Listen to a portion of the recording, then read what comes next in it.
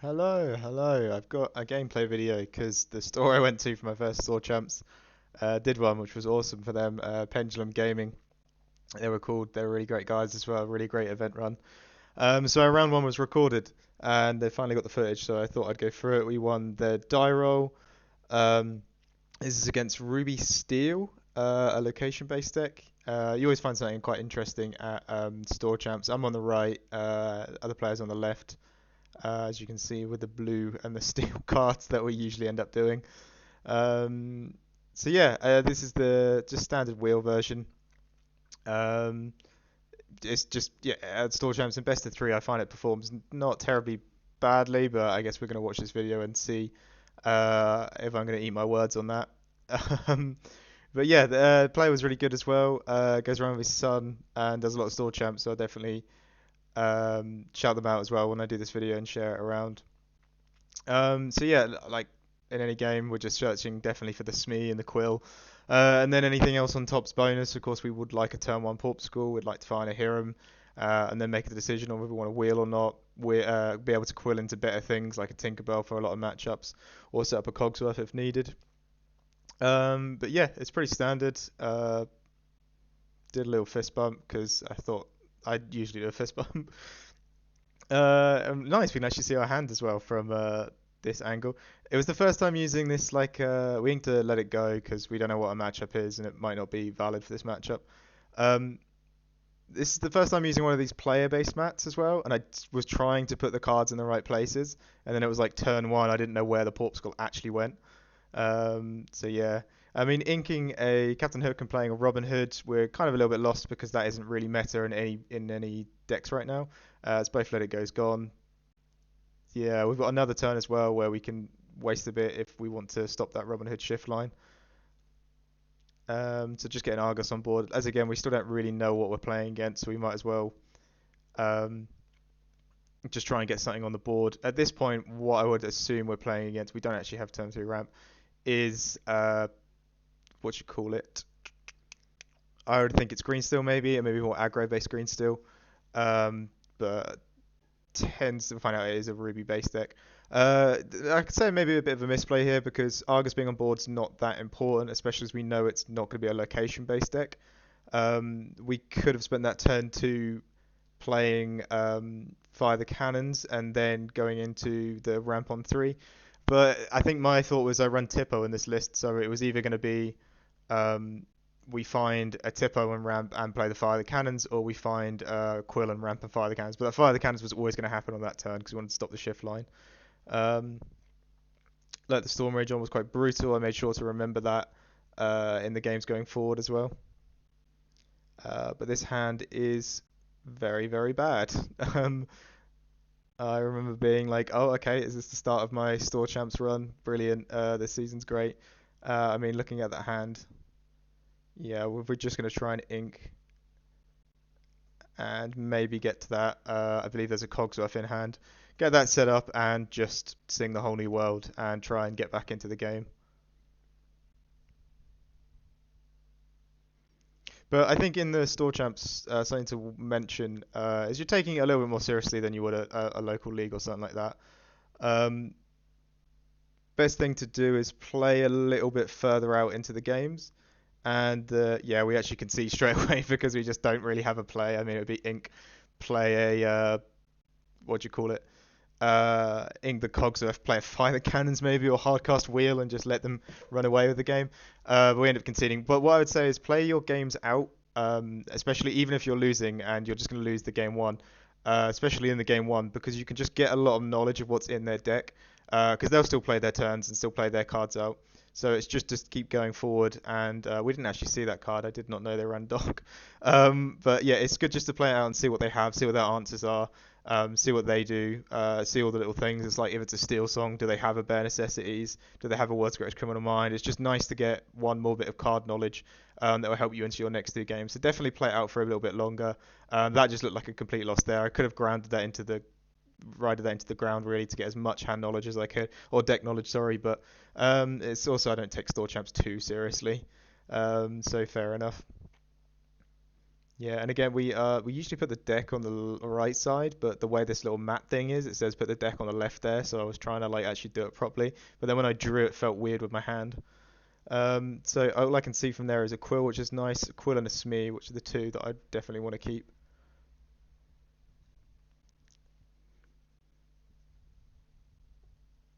I think overall that entire hand's not bad. We've got a Chi and Po in there as well.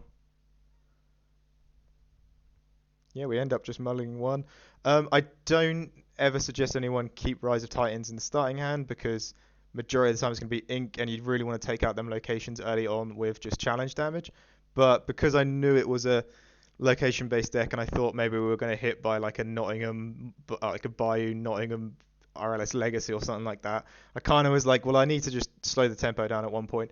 And in my head, Ruby Steel, I couldn't think of many ways they draw cards. So I was sort of fine with that.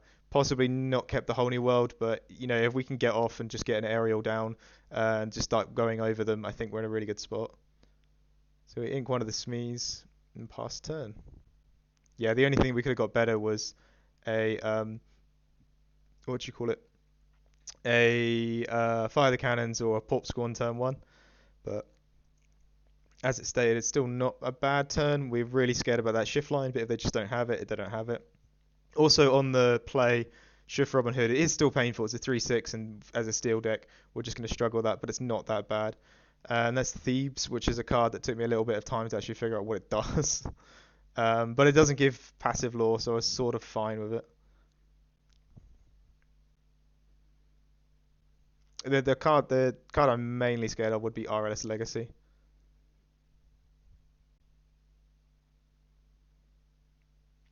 Yeah, and this is the scary, scary turn. But as they make room for something, yeah, it means they don't have it. Which is really cool, and I think CC is actually kind of cool in this deck because it's just a great body on the board. It's going to challenge a lot of things. There's me not knowing what Thebes actually does. But in my head, I think I thought as long as I don't exert anything, I don't get really any lore from it, so I'm sort of fine with that.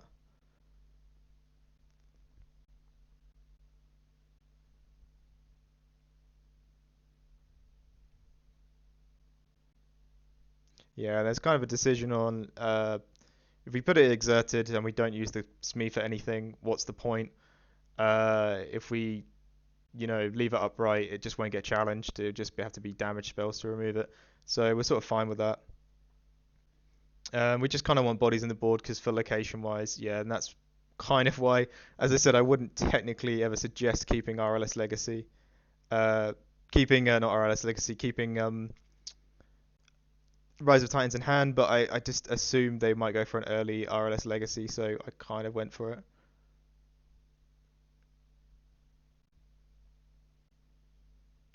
Yeah, and we're just going to try and go over them really at this point. Which maybe isn't the best thing because it's a location based deck, but I was sort of fine with that. I kind of just wanted to flood as well after this. And I kind of had to get a lot of the cards in my hand out of my hand because we don't want that CC being too buffed up. We were hoping for a lot of cards we could just flood on the board. Doesn't really look like we got a lot of that.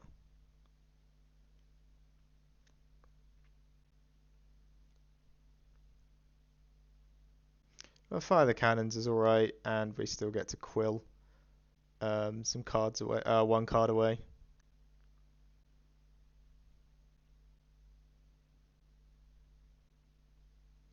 The only issue is we didn't really get to thin the hand enough. And there's a bit of a decision on if we want to put damage on the Thebes, because we don't really know what it does. Um, so we might as well just get some lore. In my head, if they want to hardcast Let the Storm Rage on, I'm sort of fine with that. Yeah, that was kind of a risky wheel. Something I've been feeling with the wheel a lot recently is just wheeling is so risky in this meta that I'm just not very confident doing it anymore. Used to make sense when it was a very full RP meta, you could just go over them, but it's feeling less and less like that's the case. And people have got very diverse decks, especially in store champs. When you wheel them and you don't know what they're going to actually play after the wheel.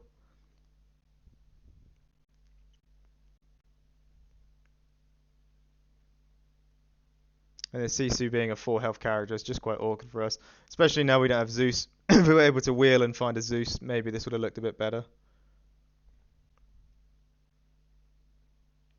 They might be looking at just taking the law instead, which is also fine because if they trade it in, that's not bad. He sung wheel, and then got a nice trade there.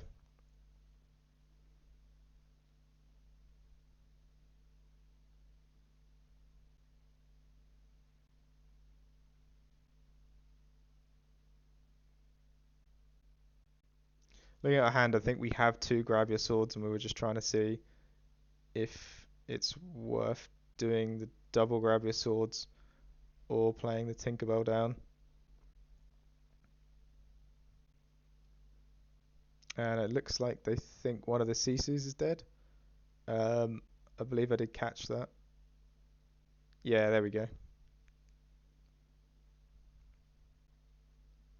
Try and catch as much of those things as I can, especially if you're just playing a deck and you're just saying like I do this, that, this. It might seem like you're actually just and quest for two. It might seem like you're just you meant to remove, but all you're really doing is just leaving damage floating. And double grab your swords would have probably done a lot more work there. But in my mind, it doesn't progress me far enough. It does leave two Caesars on the board, but that's sort of fine. That Chiempo protects it all. It would take, I think at this point now, cards in our hand, it would take both of them to kill it or a Maui kill it. And the Tinkerbell's upright, so if they want to hard cast a Zeus. And we have a wheel and a quill set up, so we're sort of fine to just keep high rolling this as well.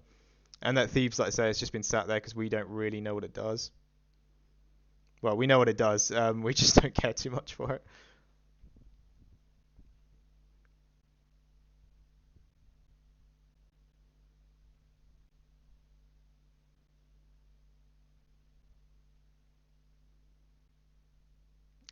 Yeah, there's a lot of cards as well we're not really aware of. I don't really know what Tuk Tuk does. I think it moves everything to the location, which would be kind of cool. It moves one thing. That's kind of cool, especially. Or does it move itself to the location? No, you can pick something.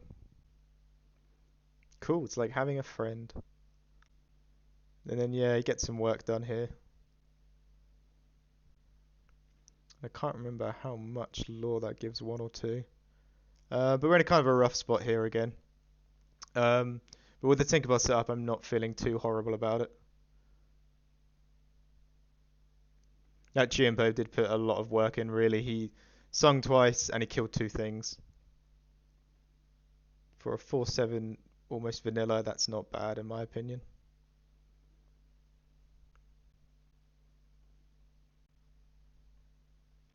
So sometimes all we can really do is just play to the strengths of what Blue Steel does, which is goes over other decks. Yeah, so we just sing Whole New World. There's a Peter Pan and there's a Captain Hook in there as well. We might as well just keep wheeling and going over them and playing at ink advantage if we can't really see a clear line. And yeah, the likelihood is we're going to get another big drop to play. Like it looks like we've got a Tinkerbell here coming in.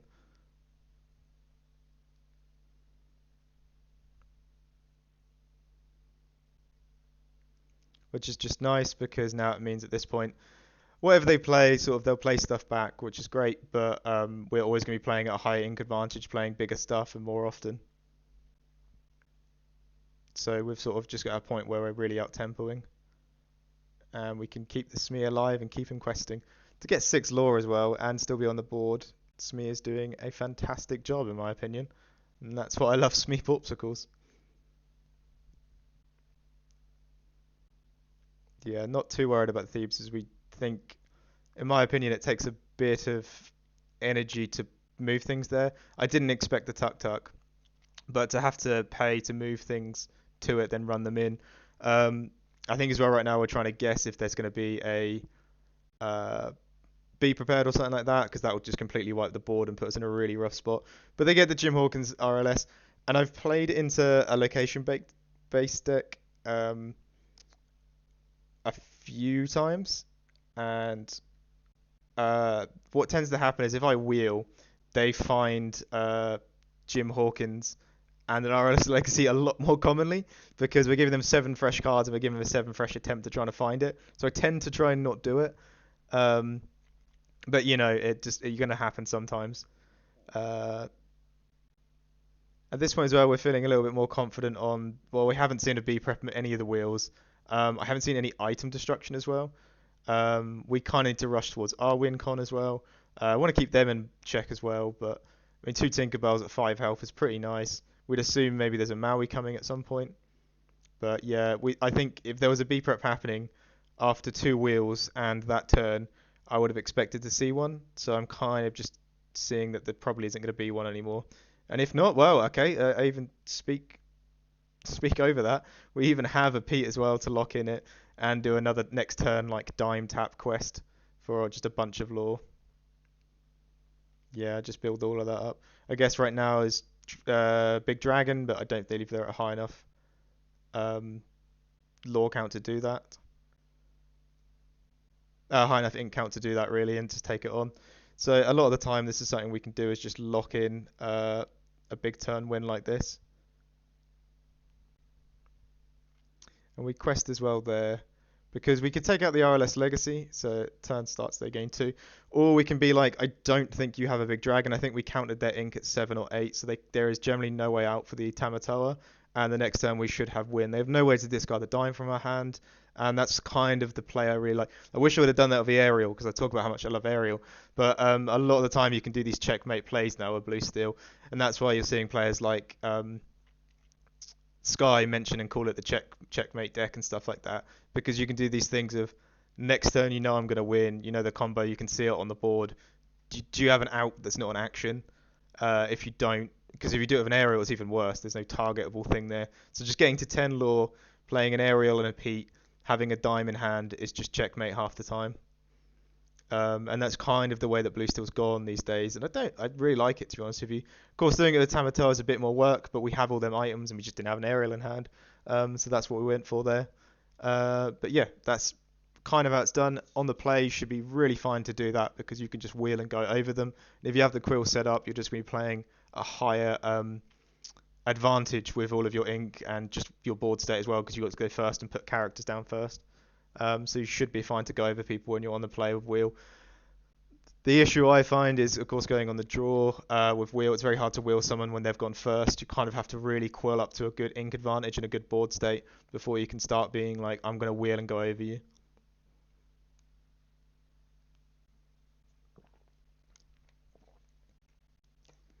But yeah, going into the last game on the draw. Those mats are really cool. I didn't know what stores got them really because some of them have them and have these streamer little table sets up and some don't. But um, yeah, it's just really cool. I hope my locals gets one as well. Oh, it happens. But yeah, we ended up playing after this into green purple. What else did we play into? I think it was another ruby amethyst first after this. We saw one green still as well, so we got a nice matchup, and there was a few others. I can't remember what else we played. We did play three ruby amethysts though that day, and I was really grateful. I had the Rise of Titans, um, and it's just because I'm finding right now Blue still does struggle with the locations, and maybe it's if you can go into Argus into Chi and Po, you have an 8 like attack power on board, so you should be fine. But anything, if you miss that, it's kind of hard. If you miss a 2 drop, it just feels really hard right now in this game. To the point where maybe I want to buff my 2 drops, but then I'm not going to go to like 12 2 drops.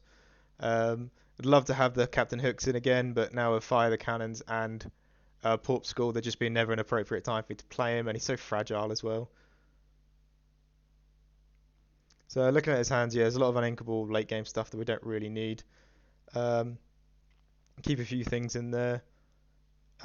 We kept the Argus over the Smee, which, to be honest with you, I probably was stressing a little bit because it's one last game, and should have kept the Smee because they let the Storm Rage on as just too powerful on that Argus. It's not too powerful. It's gonna clear it.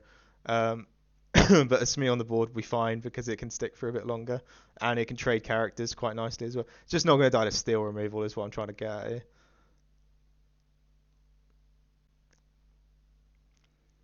But Tippo ramp, not the best, but hey ho. Really you want Quill on the draw because you're just going to be behind and getting one ink advantage isn't that great and you still lose a card.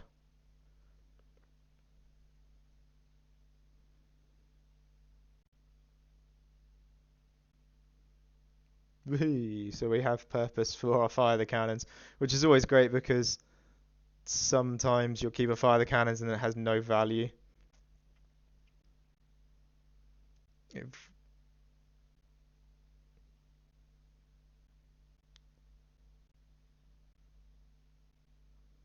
yeah, I believe what we end up doing as well, like the mad skilled player that we are, we kept the Argus in the mulligan, and I think we're going to ink it and play a Smee instead, because we remember to let the Storm Rage on. I think that's what we do, especially as now Ink's getting a little bit tight. And as I said, the mad skilled player that we are, who's apparently not very good, we decided to ink the Argus that we kept in the mulligan and played the Smee that we could have just kept in the mulligan as well. Um, so right now we kind of just want to stall them out and see what happens with that. If we can just resource them out of the game. And I know that Chi and Po is just going to put so much work into the point where I'm trying 3 Chi and Po's now at this point because I just value the card so much. And they got a tough decision there between Grab Your Swords or Whole New World. We don't, like I say, we don't really want to wheel on the draw, and that's another strength. We put the Grab Your Swords in the Inkwell, but just wheeling on the draw is going to be kind of rough. But I think because we didn't get a Porp and there's no Hiram coming, we're kind of a bit worried that we're just going to gas out and just not win this game because of that.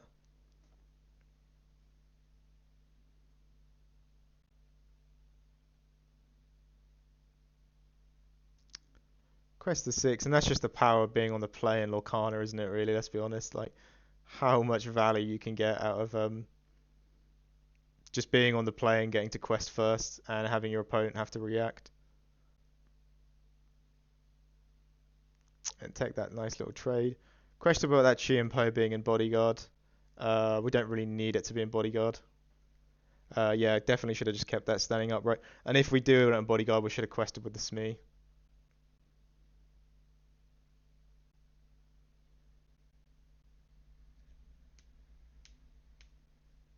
Yeah, but at this point, we're trying to basically play card for card and hope we just have better value than them. It's always nice to see Jim Hawkins go in there because, well, if he brought an RLS Legacy onto the board, we'd be quite scared. But yeah, down to 1 card. This is where I think it would have been better for us to ink the whole new world because we are now in not a terrible spot. Um, I think we really would have hoped to draw an inkable off the top of that as well.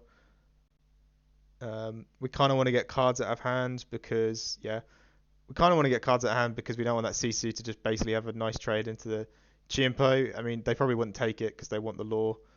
Um, they just quested up as well. Can't remember how much law they've got, but they've got quite a bit. I think they're at like there, aren't they? Yeah, we'll keep it at 8, sure. Oh, sorry, I'm really bad at tracking the law this time around. I've just got back from another store champs that I'll do a video on. We got another Maribel. And there's kind of a scarcity to quest with the Robin Hood, probably because we just take it in a nice trade.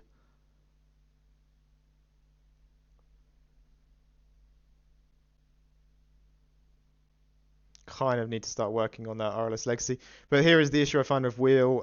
We're in a real bored state where we just kind of uh, don't really need to be wheeling because we'll just gas and give our opponents gassed out and we'll get the value. They'll get more value than we will. But also we have no card draw as well. And we have inked a Hiram and a Porp back to back.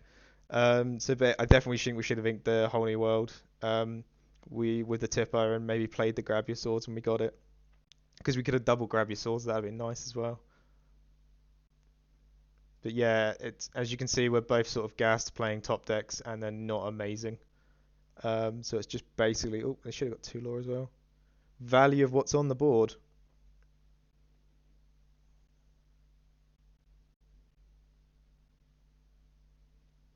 But it can be a tough one. Do you just go for the law race here?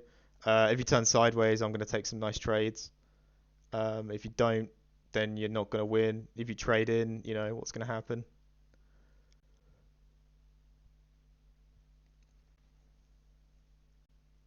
Another Tinkerbell off the top is very, very nice, as we can kind of kill something and start. We can kill the Sisu for starters. Get rid of that thing that takes. Yeah, it was very nice for him to let me say that one because we just want the Smee to quest for 2 law because as we are very high on law, we might as well start questing. Oh, we don't. Uh, we don't quest. Sorry, we take out that location. So that trade didn't matter anyway, as you put all that damage in and it kills it. Maybe we were thinking because if they could move some stuff there, we just basically don't want them to have any outs. We just want to win this board. And because it's a steel deck, we know no Be Prepared's coming. Oh wait, no Be Prepared could be coming up, but we just hadn't seen one for the last game or so. Sorry, I'm really tired. Yeah, there definitely could be a Be Prepared, but we just hadn't seen one, so we're playing that they don't have it. And if they have it, we just lose anyway.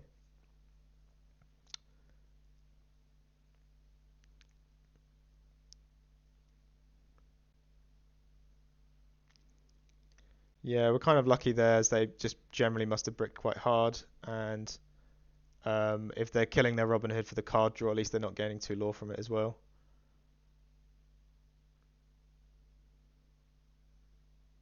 And another Holy World, and this is what happens with Holy Worlds, they just sort of cling up if you don't get any chance at using them. Quest of 5.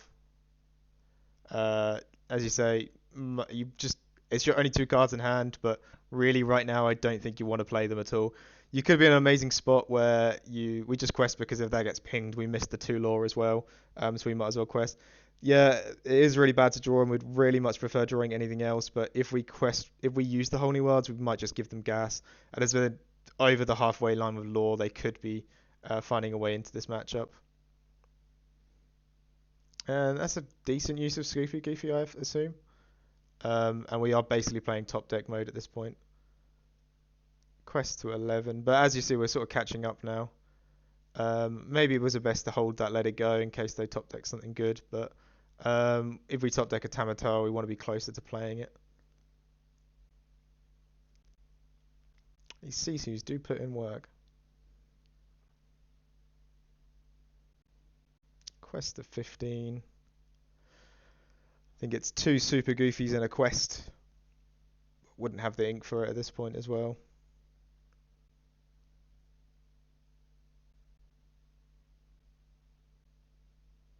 Yeah, and that's quite rough. That's the kind of point as well where you'd think maybe we should have used the whole new worlds just so we could be ahead on the matchup as well, especially looking at that hand. Um, but yeah, what I want to do here as well, because it gets to clean up the hand a little bit, but also it means maybe next time I could wheel, like hardcast wheel, and um, find an aerial, play it. Hopefully they don't gain the lore in time, and then just go over them. So another play could have been there. We hardcast wheel, but the issue is that would have been our entire turn. So it would be better to do it the next turn as well. I think we didn't put the damage counter on there, but we explained that they should have got the it should be dead.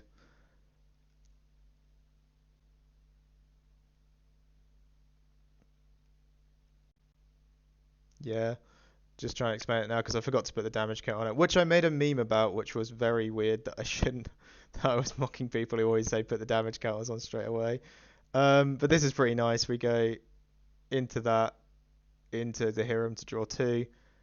Uh, Possibly best to keep the Rise of Titans here. We might as well just play 2 out. Yeah, draw the 2 cards. And you look, we've got some win cons there. So as long as they don't find a massive swing card right now, we should be fine.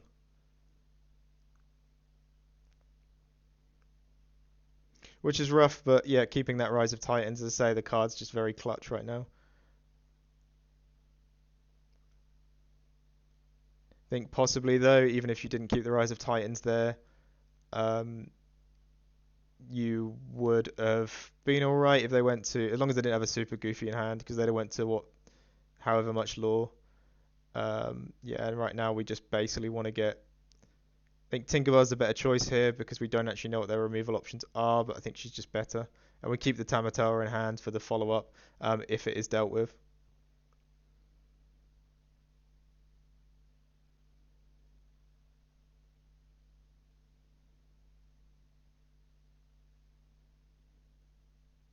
Yeah, and there we have it, game. Yeah, that's kind of the most. I've got 4 minutes left. They must have been recording for a lot longer afterwards.